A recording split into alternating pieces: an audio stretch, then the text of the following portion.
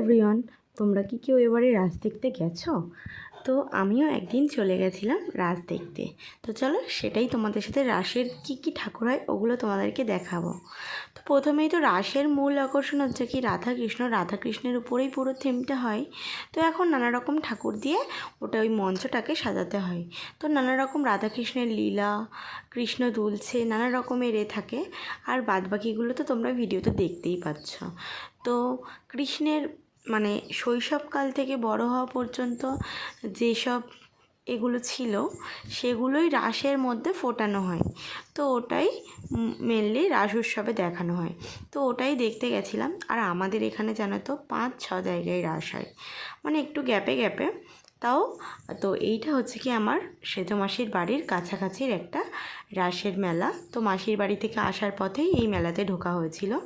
তো আমি, আমার দিদা, মা আর মাসি গেছিলাম। তো তাই তোমাদের সাথেও একটু শেয়ার করে দিলাম। তো কেমন লাগছে ভিডিওটা অবশ্যই বলো। আর তোমরা কারা কারা রাস দেখতে গেছো বা তোমাদের বাড়ির পাশে রাস হয় অবশ্যই কমেন্ট করো। সো কেমন হয়েছে ভিডিওটা অবশ্যই তোমরা কমেন্টে বলো। সো টাটা, নেক্সট মেলার ভিডিওতে আবার দেখা হবে।